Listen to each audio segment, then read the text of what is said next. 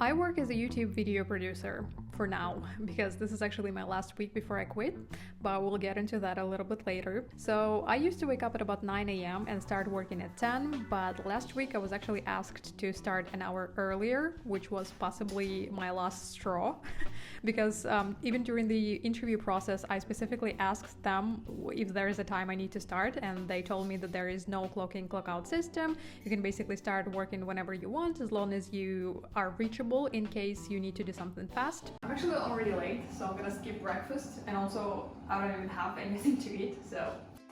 But I quickly realized that this flexibility works only one way, so if they need me to do something, I have to be there, but if I need to do something during the day, I can't, because there's always work, and even lunch break feels like I'm playing hooky, because there's more work than hours in a day. So usually I don't really have time to make breakfast properly. There were many times where I didn't have time to eat until like 4 p.m. or had to crunch on some cookies the whole day, and it's like insane. My body tells me that this is like not okay. I changed my mind because I'm actually really hungry, but I didn't want to wash the dishes, so I'm just gonna load the dishwasher. My first time using it, by the way, so let's see how it goes. So, what do I even do? My title is, as I said, a producer, which is a fancy word for a person doing everything for a very small pay. By the way, I work for a company, so it's not like someone's personal channel. We are making videos about animals, and we are making content like crazy. We currently aim for 13 videos a week, which is insane considering how small the team is. Today we have an interesting addition to the working week. It's called a coffee break. So basically all the people on the team get randomly paired and they jump on a 30-minute call to talk about random things just to get to know each other.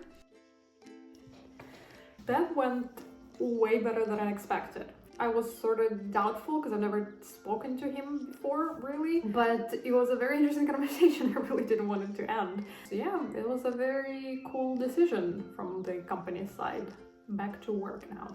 I'm currently not doing any research, but I have these weekly calls with the head of researchers, which basically goes like this. How's it going? I'm not currently researching, but we'll do that when I have time. And then for the next 5 to 10 minutes, it's just dragging the conversation so we don't hang up after the first 30 seconds. So now I finally have time to go to the grocery store and get some food. I'm still getting used to the food and the prices here in Paris. It's quite eye-opening. So I quickly get something to eat and run home.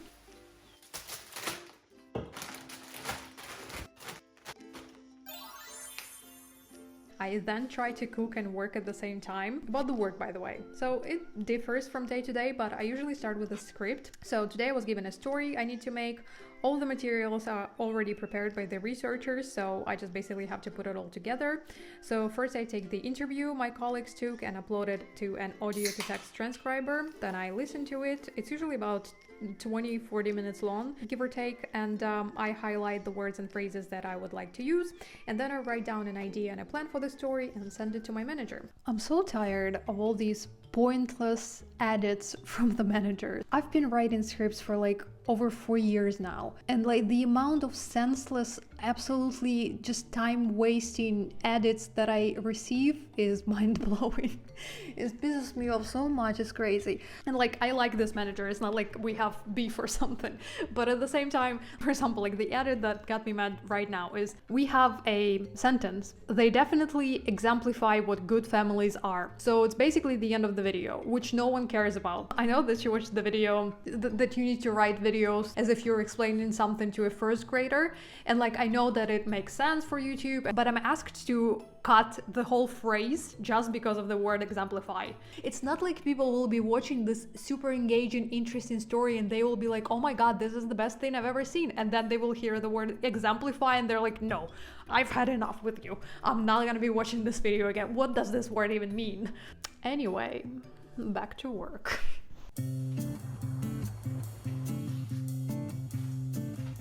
It's 9 a.m. I need to finish the script that I haven't finished on Friday. And then at 10 a.m. we're gonna have a call, like a weekly team call. It's 10 a.m.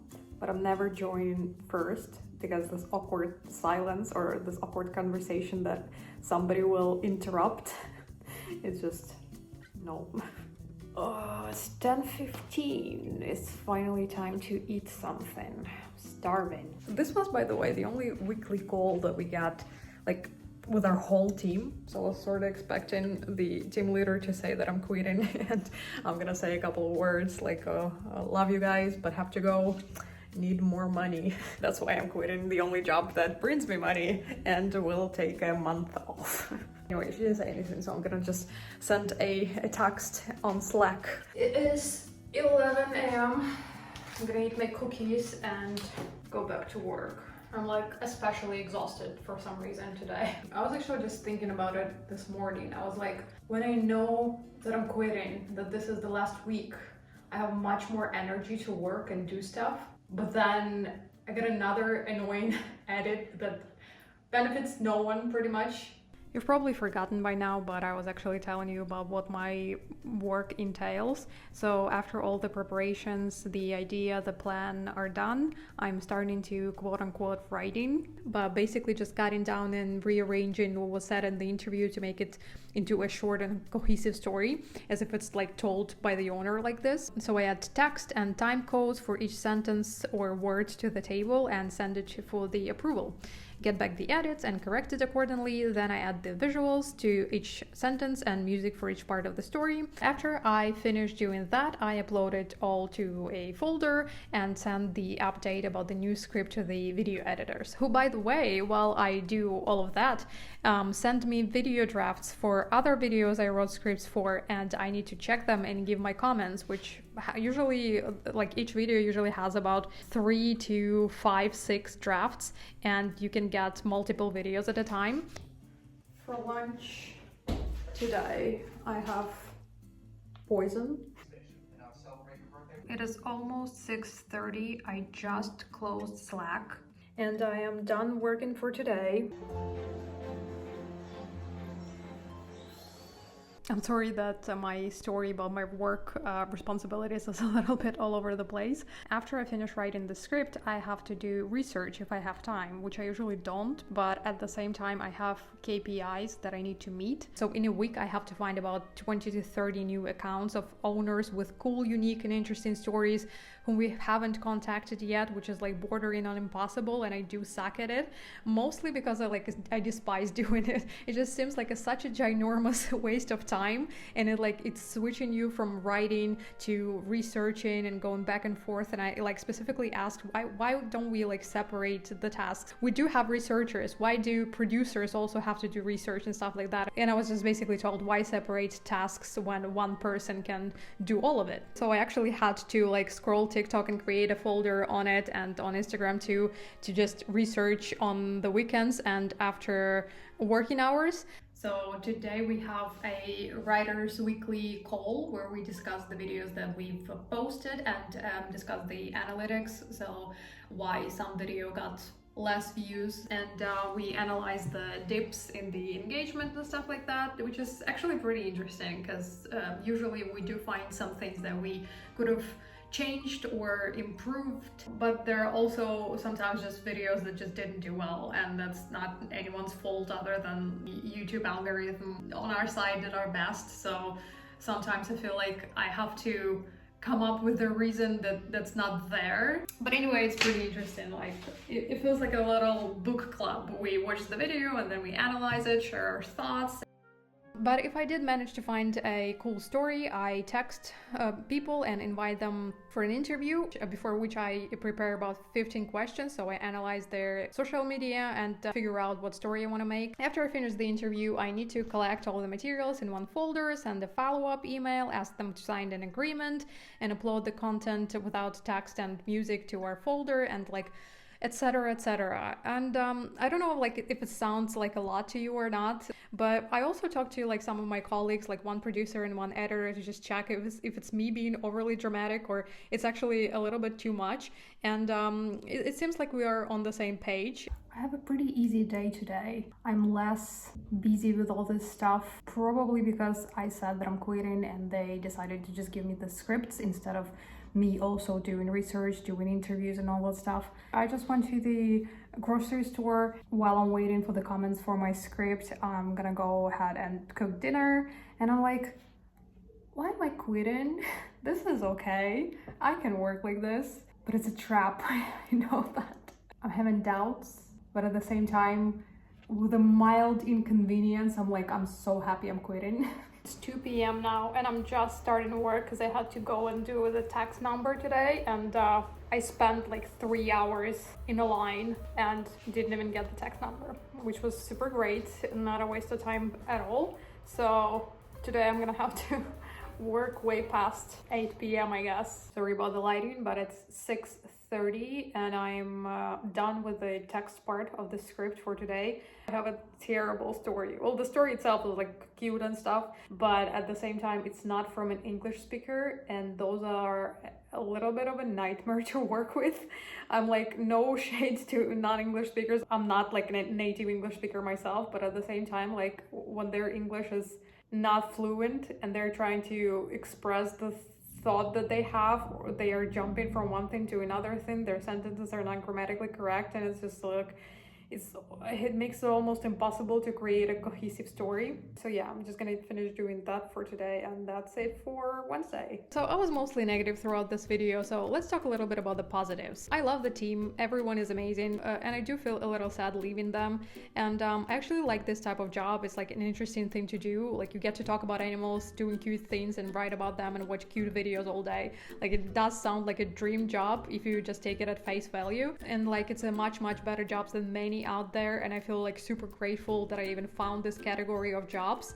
It's very comfortable, you get to work from home, which is already a huge plus, and I can find many reasons as to why this job is amazing, like as many as I can find the negatives. But after working in the industry for over 4 years now, I know that there are projects that are less intense and that offer more money and more flexibility. And like on this project, people are willing to overwork if needed. They are okay with working on a weekend or on their vacation, and they're not like forcing you to do that, so you can easily say no. But at the same time, like being the only no person all the time just feels a little weird. Sometimes I feel like, oh okay, it's just 20 minutes, oh okay, like I'm gonna take this interview on Sunday, it's like my interview after all. Then I remember that on my previous project we were actually paid for doing extra work, and even though I do like this project, I really hate jobs that are overly friendly, like when it's treated like it's not your job. Basically, we're working for the greater good of this company, of this project, so all the extra hours doesn't matter,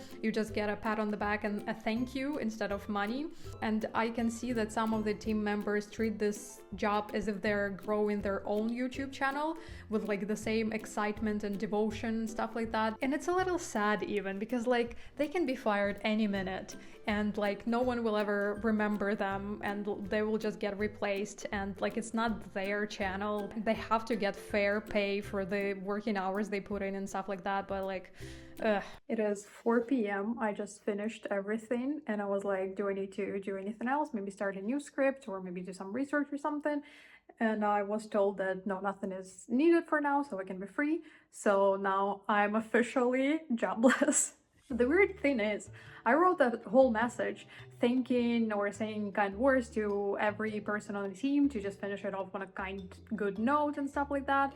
And I was just about to send it, and I got a message from my team leader, and she was like, well, thank you for your job. I hope it was like a good opportunity. I hope you liked working on our project and stuff like that. So just saying good words to me basically. And then she was like, I think it's not really necessary writing a message to the team now, it will just upset them, and then there are people, like it's the end of the week, and then there are people going on a vacation after, so I'm just gonna tell them myself on Monday when we have a weekly call with the whole team, which I found a little weird, because like, well, how does this, I don't think they will be like bawling, like crying that I'm leaving the team. So they're not gonna be like super upset that they will not be able to work or something. It's just gonna be like a nice message to when you're leaving the team. I felt like it's like just a nice gesture. So yeah, I'm just gonna take a break for December, and then I'm gonna start looking for another job, I guess, maybe within that company, because it's just I like the things that they're doing, and hopefully there will be another job with a more flexible schedule, or maybe over this next month a Christmas miracle will happen and this channel will actually take off and I will get to do what I love for a living. That'd be wonderful, so maybe consider subscribing. I hope you liked this video. Thank you so much, and I'll see you in my next one. Bye!